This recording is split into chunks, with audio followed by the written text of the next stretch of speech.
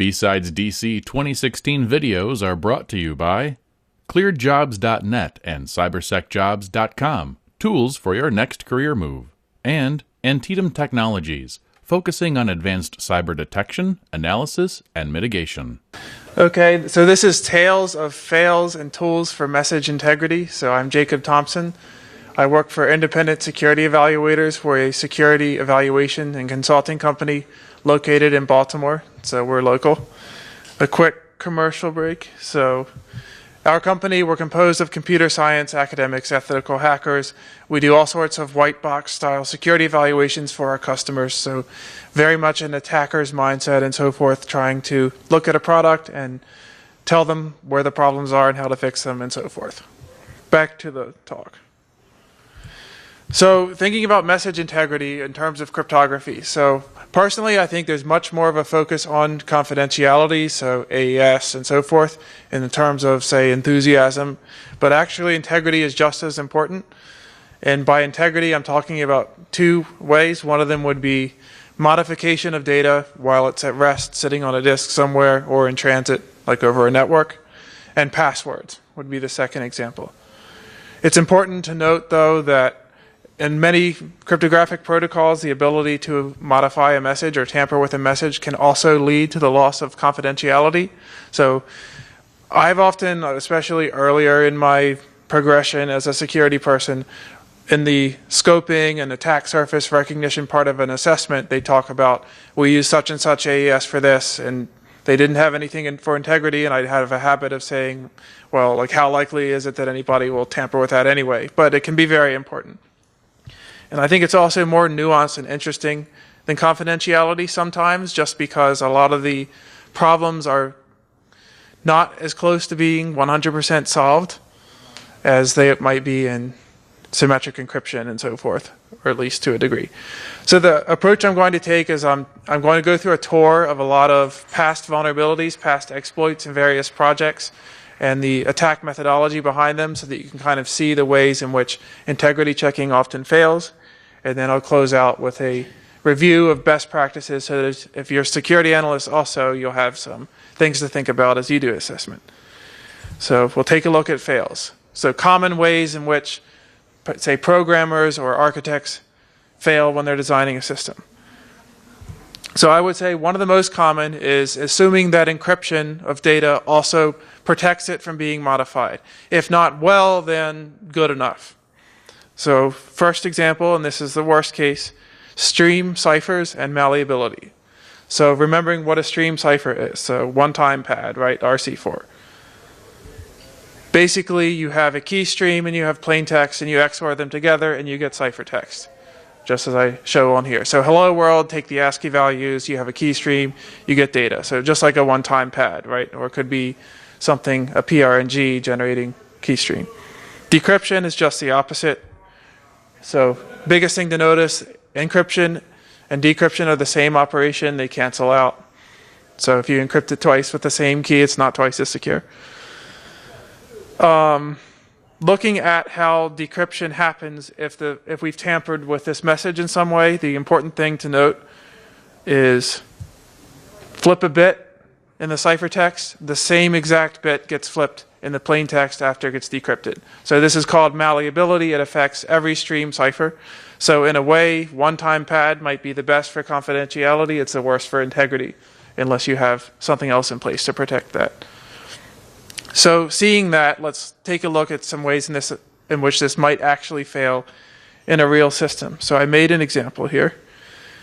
Everybody knows about client-side session management kind of being all the rage right now. So you have these RESTful APIs and load balancers, and you get a different server with every request and so forth. So a lot of developers have this idea, let's just store the session data in the cookie rather than having the cookie refer to it, right? So you do something like that. So I made a small web application. You have a session cookie. It's some encrypted and base64 encoded string, right? I've formatted it so that the layout of that cookie is an initialization vector concatenated with ciphertext that was encrypted in AES counter mode. So counter mode, just recalling, turns a block cipher into a stream cipher. So it is also affected by these problems. Looking at the plain text format of that cookie, it's JSON data username is admin and a timestamp. So the question is, using what we just looked at about malleability, could we flip is admin 0 to 1 without knowing the key, right?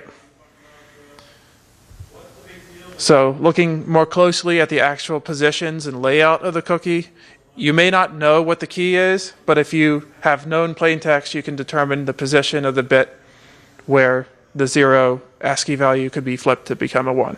And we do just that. So look down at the isAdmin 0 line, and we can flip the ciphertext byte 40 to 41, knowing that from the ASCII values of 0 and 1, that causes it to become a 1.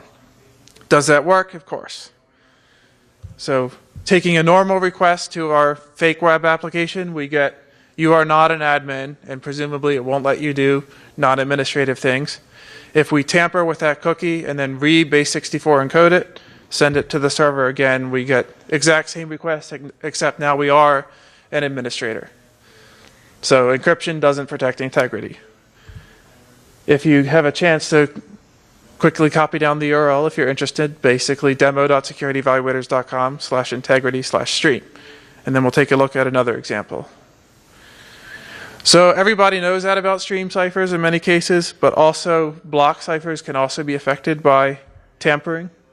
So CBC mode cipher block chaining is one of the more common and easy to do correctly modes of encryption. So what's often recommended is, like, if you have to implement it yourself, maybe do this. In terms of a formula, you have a special first block called the IV, and then you have encrypted blocks of plain text where during the encryption process you add this kind of noise term, which is the previous ciphertext block, into the encryption. And then because it's a block cipher, you can only encrypt in multiples of the block size, so you might have padding at the end, which I've added in this case as well. So this might be a typical block cipher encryption of the string hello, hello world 3 times in the plain text. Decryption is the opposite process, except your IV and padding will be thrown away. Now, in stream ciphers, if we make some change to the ciphertext, it made the same change in the plain text, right? It was very easy to make modifications. Oftentimes, because of what is called the avalanche property, if you take within 1 unit of ciphertext in a block, you flip a bit, you have 0 control over what will happen to that block when it decrypts. But take a look at what happens in CBC mode. Let's flip that 6A byte on the second line to 7A.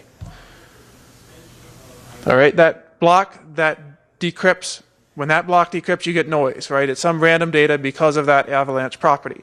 However, because of how CBC mode operates, that ciphertext will be, that XOR will happen, and notice we have a very controllable modification to the next block, where we change some ASCII value so that instead of an X, or instead of an H, we got an X. So that could be a problem. Now, if whatever application you're working with is very rigid about its data format, this is probably not going to work. If it's some special case, maybe it will. Another thing we can do in CBC mode is a cut and paste attack, where because a block can be moved around, as long as the block before it is correct, it will still decrypt to the same thing. So let's look at another made-up example to demonstrate that. So here I've made a Python program that is kind of a very boiled-down demonstration of something that might be dangerous. So it starts, it takes one command line argument pointing to some directory, it does some kind of sanity check, and if that check passes, it does something dangerous. Maybe rm-rf/, if it were for real, or maybe it does a backup or something, right? Or upgrades a package. But I've made this is actually made in a very specific format for convenience, so that all the boundaries between CBC blocks will line up, right? But the core of this is this if statement at the bottom. If we focus in on that, then for demonstration purposes, this sanity check is always true. So if true, don't actually do the operation, else do it. So our question is, knowing what we've learned about CBC, given only an encrypted copy of this script and no key, is there a way to modify it so that the else block executes instead of the if? So you know what the script has inside it, and you have an encrypted copy, you don't have the key. So you can't do the straightforward modify it and re-encrypt it. Well, if we actually break that script into blocks, then we notice that, what is a triple quote string in Python? Multi-line string literal, right? So this is in such a way that what if we could take this multi-line string literal, have it not end where it does, and move the end of that string to somewhere below the code we don't want to run, right? So I have abbreviated it some, but you see that else block has an if above it. If that if is no longer in the syntax of the program, the else will instead be paired with the one at the beginning and will run, because the command line check would succeed. So what about CBC mode can we do? We can move blocks around. So let's take a look at what happens to the plain text when we do an actual working implementation of that I'll show briefly afterward. So suppose we look at the script and we do three things. So in that usage statement, it used to say if a security error is detected, it terminates with a non-zero exit status or something like that. What has happened here is that block before the block that contained the triple quote I just removed and put somewhere aside. What did that do? The next block that came after it is now corrupt. But it recovers after that. So one block was lost and one block became corrupt. Take that prior block and a second copy of the triple quote block and reinsert those in front of the else. So just after the if. And exactly what happens is that triple quote gets moved below the if statement and is now no longer code. The else will run. How would that code actually look to do this attack? Well, it's easy to do with DD, with all the skip and seek and count options. So a block in AES is 16 bytes long, 128 bits. So if you have an input file, an output file, you can copy the beginning and end verbatim and mess around in between. And that's basically what this does. This also is on that demo site. How would this actually, can we come up with a scenario where this might actually work? Possibly. Maybe we have some system administrator or developer with large numbers of cloud VMs or something, and they want a scenario where it reaches out during the boot process to run some script that has some routine system administration tasks that they want to be able to change. They put it on plain HTTP, they recognize that is dangerous, so they decide, let's encrypt it, so nobody can modify it, right? So they implement something in the boot process where we download an encrypted script over HTTP, decrypt it, and run it. One thing that people can be misled by is that OpenSSL has a command line utility that will help you encrypt and decrypt things. And like most command line utilities, it returns an exit status for success or failure. The exit status is based only on the padding being correct. So if someone just learns a little bit too much to be dangerous, they could be very misled in that, oh, it's still the same because the padding succeeded. Let's take a look at that actually happening. So suppose there's a man-in-the-middle attack where they substitute out the original script for this modified version that we just showed. Okay. Say it happens normally, this boot process script runs. As that script was written, the if true gets hit and it prints out detected a security error, you lose. Substitute out the modified version instead. Now it runs the else. So no security problem detected, dangerous operation happens. Like the other one, the sample code is in this directory. So if you back up, there's actually a directory listing if you want to see all the examples. So another problem. Say you know, like, okay, I need integrity protection. But you implement some kind of integrity check that is not cryptographically secure. And now I'm getting into examples where I have some actual historical exploits where these were big problems. So I would say the most common misused security or redundancy check, cyclic redundancy check, is probably the most misused integrity check in terms of not defending against the right attack scenario. So CRCs, they're quick to compute, they're easy to implement in hardware. So, okay, we'll use that as an integrity check, right? The problem is that the system model or attack model of CRCs is called the binary symmetric channel. And this has to do with radios and wires and stray alpha particles and whatever else you might call it that might randomly flip a bit as it's being sent down a wire.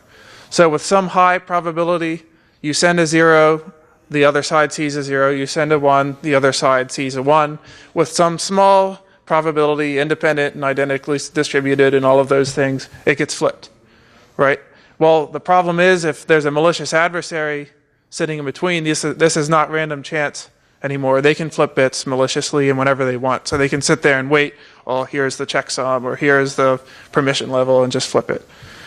More details about CRCs and where they're actually used and things to know about them. They're commonly 16 or 32 bits long. When you're in cryptography and you see something important that is 16 or 32 bits long, what does that mean? Too short. Brute force, right? Too short. So brute force attack. Say you have some system that takes messages and verifies the CRC and does something, you just blast all 2 to the 16th possible values and you'll get it if that's a security mechanism in that application. When someone says CRC, just the CRC, it's not the CRC as there might be the SHA-1 or the MD5. CRC is kind of a building block that needs more parameters. So a polynomial actually goes into there, and like AES and other cryptographic and error correcting code and so forth theory, there's Galois fields and polynomial reduction and so forth going on behind the scenes. In addition to that, so a certain polynomial needs to be picked. Implementations will commonly do some tweaks to try and prevent like CRC of 0 being 0 and other bad things like that. So they will often say do bitwise not of the input before processing it, or at a post-processing step like that, they have to decide whether the bits will be processed, little endian or big endian, and so forth. So I'm just mentioning those because the CRC, you might be misled, oh, attack doesn't work, or what I thought isn't true in this case. They may have just done something like this. The actual appropriate places for using it is as a defense against some kind of random corruption. So Ethernet, SATA, zip files, and hard drives are all places where it's actually used, but not in this attacker modification scenario. So say you ignore this advice and you use CRC for some security relevant purpose. Well, let's look at some of the problems with its properties. So starting out, I'm using a Python implementation built in just for ease of use. We take the CRC of the string hello world, we get a 32-bit value. The AND constant there is to force it to be unsigned, so that's not important. So the CRC of hello world is some value. The bitwise not of that CRC is exactly what you would expect. First problematic property of CRC, what if we take the CRC of hello world concatenated with the bitwise not of its own CRC? Well, in the Python implementation, we get all 1 bits. Not something that's going to happen with random chance, right? If you saw a SHA-1 or MD5 of 0 or all 1s, that's not something that happens by random chance. So this is a big problem with CRC. As it cycles through these bits, there's a state inside that has like the current CRC of what I've looked at. If it takes the CRC of itself, it kind of resets the internal state to like 0 or 1, depending on how it's implemented. So not good for cryptography. Another problem, so given this ability to reset CRC whenever we want, say we take hello world, CRC of hello world again, we get a certain CRC. Now, knowing that we can reset it whenever we want, we can do that as many times as we want, and that allows us to produce as many messages as we want that all have the same CRC value. So this could come in handy if you're modifying something, right? How about some real world examples where CRC was misused? So everybody uses SSH, and there's SSH 2.0, and then there's this ancient SSH 1 that like nobody's supposed to use and is disabled and has all these problems. Well, one of those in SSH version 1.5 was that when it came time to verify packets are not modified, they said, well, let's use CRC. And this is actually an excerpt from the draft RFC document for SSH v1.5. It's basically saying you take some plain text message, you add some padding, you add an IV, or so forth, you encrypt it, but before the encryption, you take a CRC of the plain text and put it in that packet, right? So if somebody flips a bit, the CRC will be invalid. Well, when they redesigned SSH2, they recognized that as a big problem. This is from the OpenSSH website. Among the things they wanted to do was switch from CRC to a proper HMAC, or a real HMAC algorithm, as they call it here, due to an insertion attack. So that sounds weird. An insertion attack in secure shell where you're like sudo this and sudo that, that could be a problem. So let's look into the details of that attack. It's actually, I guess, 17 years old.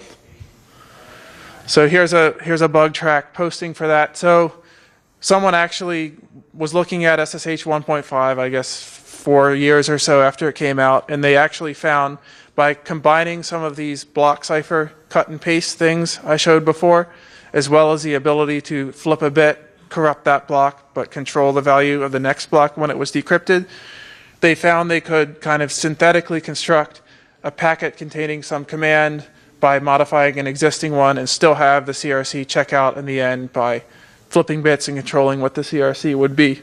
So you can imagine you could inject like sudo rm-rf/ or something like that into the SSH command stream. Not a good thing. So that's why SSH2 should only be used, among other things.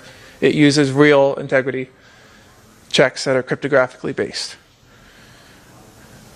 The other thing, in addition to kind of the collision problem, is modifying data that is protected with a CRC and being able to predict the effect that that will have on the new CRC of the modified data.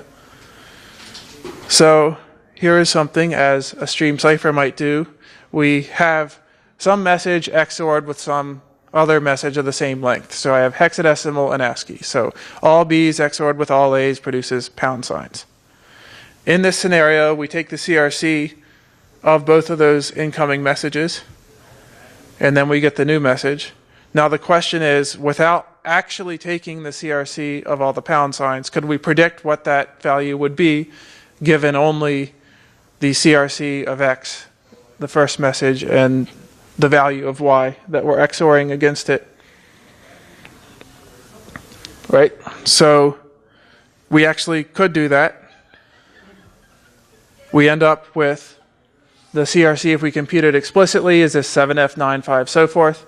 And then in the Python script underneath, you can see the CRC can actually be computed without looking at X. You take the CRC of X, XOR with the bitwise not of reset the state and all the A's.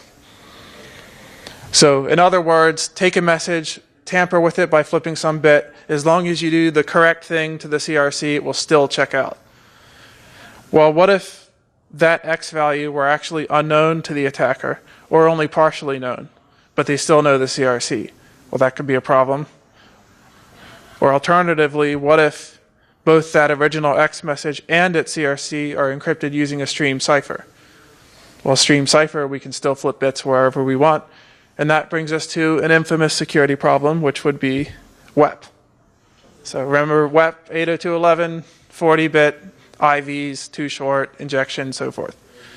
So how the WEP frames actually looked: they sent a frame containing an IV and then RC4 encrypted data composed of a message in its CRC. So some researchers, basically from like 2000 to like 2010, and I guess nobody cares about WEP anymore, but basically it was one attack after another, each one improving on the last. One of those earliest papers was recognizing the fact that looking at these two properties, XOR on ciphertext does the same thing to the plaintext, and we can fix up the CRC after modifying it. They gave a much more precise and theoretical description of exactly that, basically saying we have a message and a delta or changes to that message. If we take the CRC of the message, the CRC of the delta, and do everything exactly right, we can produce a new message based on an old one, having never known the key. So that led to many things. The most one matching up with this particular vulnerability being the cafe latte attack, which someone actually presented at TorCon like 6 years ago or something. But basically they recognized that rather than doing typical approaches to breaking WEP, which is I'm standing here, the access point is there, let's interact with it and get it to generate lots of IVs, they took the opposite approach, which is corporate Windows laptop leaves the company, like somebody goes on vacation or to a conference. They noticed a property about the versions of Windows at the time where there was this remembered network list. It would like reach out actively for like, where is this network? Where is this network? You could pretend to be the access point. And then they noticed a couple things, like it would send out an ARP request upon connection, which you couldn't answer because you didn't know the key, or maybe you could because using this malleability property and the ability to compute the correct CRC, they could flip around the correct fields in the message to send a message to that device, and every time it would respond with like an ARP response. And one of the properties of WEP is if you have 2 to the 24th packets, because of the IV being 24 bits long, then with increasing probability you've seen all of the IVs and all of the key streams, and then can take advantage of various biases in RC4 and recover the WEP key. So this is like the nail in the coffin for WEP if the other 50 attacks before it were not. So that's a problem with CRCs. Now, say your developer knows, okay, cryptographically secure one-way functions or cryptographically secure hashes. Wonderful, let's use that. Well, what if they forget about the fact that these typical functions are unkeyed, or in other words, have a message, just like CRC, anyone can compute the hash of it as well, right? Well, one of the problems if we take our CRC approach is the guarantees and properties of even unkeyed hash functions, which are the famous 3 here that are always confusing and trying to remember what the distinction is. So collision, preimage, and second preimage, which basically boil down to you can't find 2 messages with the same hash value for one, and also given a hash value, it's computationally infeasible to generate some message that hashes to that value. Or at least when the hash function comes out, it meets all of those properties. But moral of the story, this whole idea of flip a bit and like somehow fix up the hash value is not going to work unless it's catastrophically broken in some way. So we have to find some other attack or look at even worse programs than before. In this one, I'll actually look at something behavioral. So who has ever downloaded a Linux distribution? All right, maybe using wget or something in the background so it doesn't crash or you accidentally close the tab or whatever, right? And you might use HTTP, or if you're old-fashioned, FTP or something else, right? And once it finishes, you don't want a coaster, so you want to verify that the image downloaded correctly. So you take a look at a file that looks like this, right? So SHA-256 sum, you compute it locally, see if they match, and if they match, you're good to go, right? Well, if your attack model, or threat model, as you call it, was about random corruption to that image as it was downloaded, fine. But one of the other reasons why they produce these is that if you think about it, there are large numbers of mirror sites that they just kind of transparently send you to. If you think about certificate authorities having like 50 people that are all trusted to do the same thing, maybe not so good of an idea. So if you think about a compromised or malicious mirror site, this may not be good enough because they modify the ISO, they can modify the hash file as well. Well, this is not something that they overlooked as Ubuntu or Debian or Red Hat, whoever. The property that Ubuntu and Debian actually do is they put the signature in a separate file that looks like this. So of the people that download Linux distributions and compare the hash, who actually remembers to verify the signature of the hash? Not so many, 1. Okay, so that's important. This was just a behavioral example, but anybody that implements in their software some kind of auto-update feature, I've often seen it's file and hash a file and you're good to go. They don't think about, well, if you're a burp suite or whatever, I can just put whatever hash I want. So that's important. You need to think about not only is the hash correct, but who's capable of generating it. Say they do recognize that. We want to produce a keyed hash or keyed one-way function, which is a message authentication code. But some people think of that and they decide, let's make our own. Let's take a key and a message, combine them in some way and hash them. Well, quickly, what a message authentication is supposed to do is just like a hash, except there's a key. So only someone in possession of a key can generate that hash. But don't forget, only someone in possession of that key can verify it either. So it's like symmetric cryptography as opposed to asymmetric cryptography. What a MAC does, protect a message from being modified. A lot of people see MAC and just immediately think of HMAC. That's probably the most popular way because of various RFCs and IETF standards, but it's not the only way to implement a MAC. In fact, it's kind of a passing thing if you look at some of the newer cipher suites that I'll get to later in TLS and so forth. But a hash is probably, in isolation, one of the fastest ways So it's often the one you think of first. Don't confuse them with digital signatures, just like the previous example. So it's symmetric. This mass software distribution would not be a place to use an HMAC because you would have to have the key to verify it, and you have the key, you can modify it. Don't try to make your own. So how can you fail? Well, it turns out that all three of the immediately obvious approaches for constructing a MAC are insecure, some worse than others. So basic problem, you have a key, you have a message, you want to hash them so that you cannot generate that hash without the key. Well, first one, maybe you take the message and you concatenate the key on at the end. Well, the problem there was if you actually want an HMAC to be secure as any other form of MAC, suppose the hashing algorithm has a collision in it, that approach would be broken because of the layout of the message coming first. But it's not so bad necessarily. The one that is worse is the second example, key concatenate message, and I'll get to why in a second. And then actually the people that really care about these things, say you have two keys and you do a key, the message, another key, that can be shown it's no more secure than one key. So all three of these are not something a cryptanalyst would think very highly of. But the middle one is catastrophically broken. The reason is because of a length extension attack. And the reason for this, when you have a hash value, that hash value represents the internal state of that hashing algorithm when it was done processing the message. If you can take that state and put it back into the hashing algorithm and feed more data through it, the key's already been through, so you'll compute a correct hash. In a real-world scenario, the key is unknown, but you might know its length, 6 bytes in this case. Hopefully it's actually bigger than that. And let's observe that we're interacting with some system that we are able to convince it to do the HMAC of the string hello world, and it returns this value, and it uses MD5, which MD5 for HMAC is not considered broken, unlike raw MD5. Just an important point. Now, can we use a length extension attack to somehow feed Earth, Mars onto the end of hello world and still be able to compute the MAC without knowing the key? Almost. So as stated, you have a hash, you can put that back in and keep going. The problem is that MD5 and SHA-1 and SHA-2 share a property where they, like a block cipher, actually have a block size. They don't just go like bit by bit or character by character. And knowing the property of MD5, you have a message.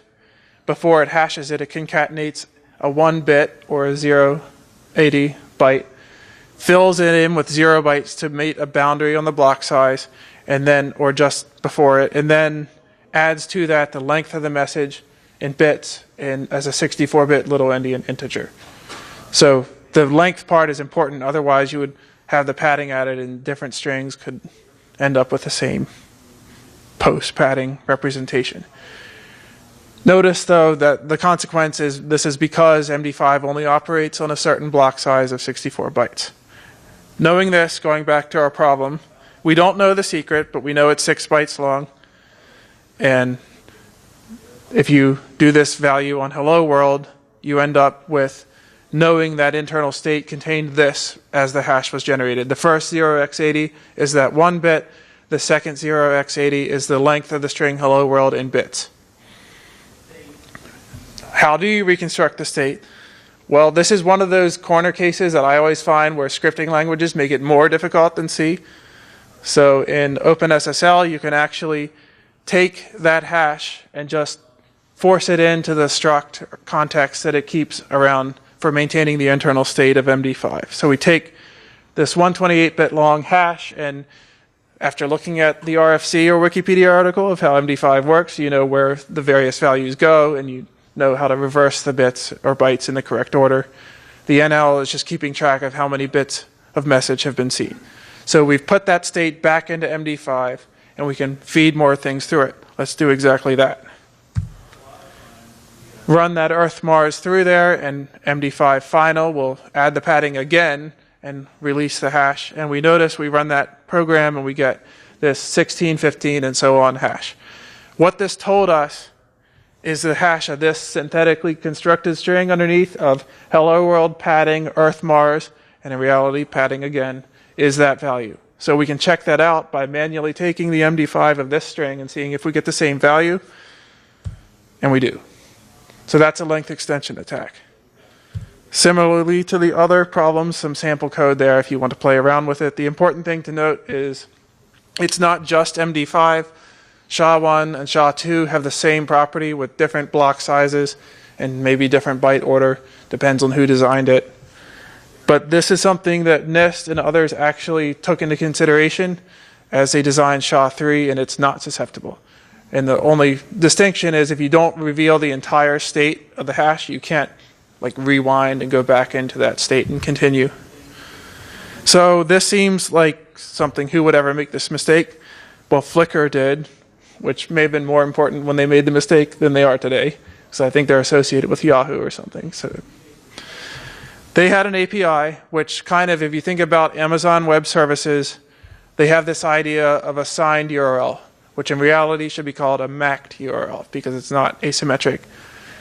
But they had some URL where you call an API and you have a bunch of parameters saying like user ID equals this, action equals that, maybe photo ID equals something else, and then a hash value so that you could hand this, as a web application, you could hand this URL out to a user's browser. They could reach out to the Flickr servers, and those servers could in turn verify that the user and application, everybody's okay with this, and it's not just some random URL that you're brute forcing. So they had an API that looks like this. I have the paper at the bottom linked. But the moral of the story was they were able to do the length extension attack, combine this with some properties of HTTP query strings, as well as the way in which they computed the hash, to have a URL that looks like this. And you can't really see because of this projector, but where I have the MD5 padding, it's very similar to what I just showed with a 80,000,000 and then a length. And then they were able to have essentially the original request padding and then more data added on the end that did something completely different than the original one, and the server accepted it. So this is a big problem, but if you just use standard algorithms like HMAC, you would have been fine. So kind of embarrassing for them. Another problem, as these systems we're thinking about get more and more sophisticated, say you are indeed doing encryption and authentication. Well, the problem you have is what order to do them in, right? The two systems that use CRC, it was integrity check and then encrypt. Well, it turns out that if you think about the three ways to do that, modern practice is you do the encryption first. And whether the others are insecure or not depends on the specific protocol you're looking at. But they're called encrypt then MAC, which is as it sounds, you have message and its hash or other integrity check and encrypt the whole thing. And then, or that's MAC then encrypt. Encrypt then MAC is you would have the, okay, this is very confusing as you can see. So encrypt and MAC versus MAC then encrypt versus encrypt then MAC. So do you encrypt the hash value or not, and do you do it before or after encryption is what it boils down to. And the encrypt then MAC is what is recommended today. The problem with the others is the issue of padding. So if you hash or integrity check ciphertext and then encrypt or if it's plain text and then encrypt, that plain text actually changed a little bit in the process of encrypting by adding padding. So block ciphers have to do this. Only in encrypt then MAC, because the encryption happens first, is the value of the padding covered by the authentication check. And all the others, you can tamper with it, and the check will still pass unless the padding itself fails. But what if the padding itself is not very well defined, and it's not covered by the HMAC? And you can flip bits or cut and paste blocks around. If this starts to sound familiar, this is actually Poodle, the kind of stake through the heart for SSL 3.0. The actual root of the problem is CBC encryption. Unlike the actual RFCs that have come out since that protocol existed, the padding block, which is 16 bytes, was defined that just one single byte in there had to have the size of the padding, right? Well, what they noticed in that paper is by taking advantage of these CBC attacks and kind of controlling values before or earlier in the process and just cutting those blocks away and putting them later, You have this single byte that has to be correct, and by random chance, you have 1 and 256 of matching. And if you match that, they were able to go byte by byte and reconstruct values of session cookies and so forth. And once you do that, despite it being over SSL, now you can just go to the application directly and be that user. However, if they had authenticated that padding by using encrypt then MAC, they would have been okay. So minor little detail like that is why, that's why I say this seems a little more interesting than just encryption alone oftentimes. And the secondary thing, you thought an integrity check was for integrity, but in this case, it actually helped you out with confidentiality as well. Looking at the other purpose of integrity checks as I get ready to close out here. So the other thing that kind of falls out of the design of an integrity check that's now used almost universally is you want to verify that a message you receive today and a message you receive a year from now are the same without storing it, which is exactly the problem you have with passwords, right? But all the immediately intuitive ways of doing that are insecure pretty much. So you might, by looking at a hash function, say, okay, one-way transform, great. You can go one way, you can't go the other. So you take a password, password 1, you hash it, and you get a hash value, and you throw that in a database. Because of pre-image resistance, this wonderful property that we studied of this algorithm, we know that taking that hash and figuring out what the password was is infeasible, right? Well, if the user used a weak password, every common password is already out there as its hash has been pre-computed in a dictionary. Disk sizes are large enough to store very common words or even less common words. You Google an MD5 of something that's not cryptographically secure or not a good password, it's going to come up in one of these sites. So this is, you'd think this would be a solved problem, but if you look at kind of these niche market web applications that we see often, like this has not been realized and fixed even today. And I actually want to mention the LinkedIn breach like 2 or 3 years ago. I think they had plain hashes. And I'll get to the correct way a little on. So given all those failures, what are the actual tools that we covered and what are the guarantees they provide in a little more detail? So I kind of covered one-way functions or hashes. They're not the only way, once again. You take a message, you get an integrity value. Message authentication codes, a keyed version of that. Authenticated encryption, I'll get to in a little bit, and digital signatures. So one-way functions, you take a message, you get some transformation of it that can't be reversed. Hashes are not the only way to do that. And another way is you can take a CBC mode cipher and kind of manipulate it in a certain way to get what you might call a hashing algorithm. Remember those properties. I don't want to reiterate them again because they just confuse me and you, most likely. Maybe not everybody. But I think a notable property here is, unlike symmetric encryption, which we still have plenty of things from the 70s and 80s that are failing because of key length, rather than other properties like triple DES or something, or even RC4s kind of just in the past few years been like unusable. They tend to catastrophically fail not very long after they come out, I've noticed. So MD4 still has some residual uses in some NT password things, I believe. And then MD5 and then SHA-1. All three of those are like do not use at this point because of collision problems. So if you think about it, like SHA-1, something coming out in the mid-90s and 20 years later considered like completely unusable, and it's reputable people that came up with these things. It's obviously much more difficult than just a plain cipher. So recommended today are SHA-2 and SHA-3. SHA-3 is more recent and may not be in all the libraries that you would use. SHA-2 can be a little confusing because SHA-384 is considered a 384-bit long version of SHA-2 and not SHA-3. If you need to implement message authentication codes or use one, remember that it's not just adding a key to a one-way function. HMAC is probably the most popular. It's not the only way. Don't build your own. If you look at the implementation of HMAC, it's actually a hash inside of a hash with these weird constants added in there for various reasons that theoretically give you certain guarantees. So don't tamper with that.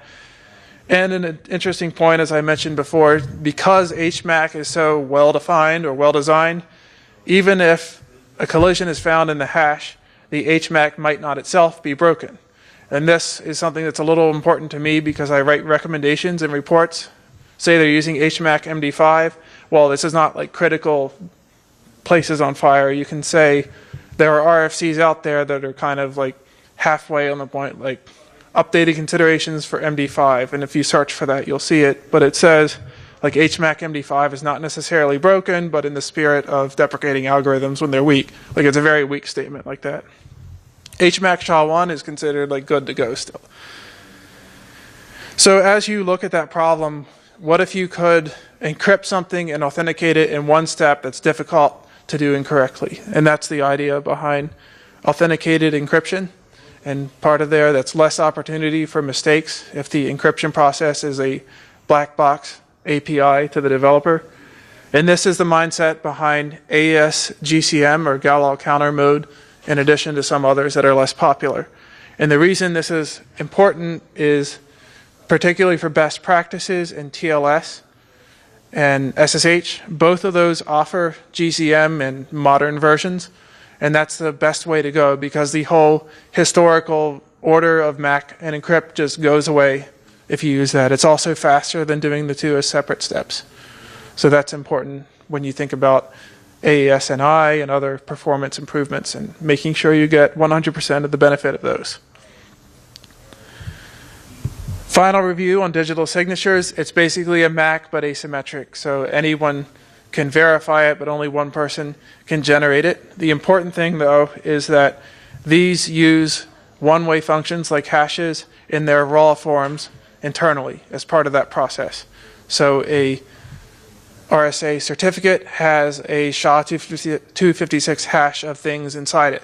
So if the collision is found, unlike HMACs, the whole system goes away. So MD5, this is like 10 years ago at this point, you can modify a certificate and reconstruct the hash and break TLS or other system in that way. When you think of digital signature, think of RSA and ECDSA, two most common implementations. So closing out, as a developer or security person, what should you know about these things if nothing else? And that would be the recommendations. So if you are developing an application or just as an end user, you run into a situation where you're doing something security relevant that requires message integrity. If you're making some system that has multiple network nodes or IoT, since I'm from the IoT village, just use TLS if you can, or maybe use SSH if that's more appropriate for what you're doing. Don't design your own.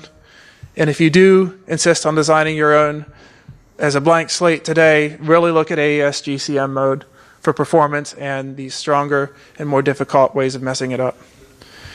On the other side, if you're doing passwords, don't say, well, we'll MD5 this and our salt is this. Just use one of these built-in algorithms like PBKDF2, bcrypt, scrypt, and so on. They're actually designed for deriving a cryptographic key from a password, but you can use them for verification as well. Current recommendations are enforce a minimum length and perform a dictionary check. This is actually things going on with the NIST SP process right now, where a lot of the old wisdom like password aging and so many exclamation points and security questions and all that is actually not just security people frustrated with that. The actual government standards community is starting to realize that and move away from it as well. So closing out at 49:57. Any questions?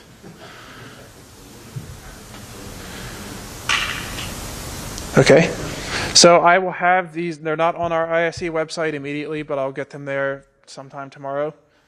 And in the meantime, if you go to demo.securityevaluators.com/integrity, you can play with some of those examples if you so desire.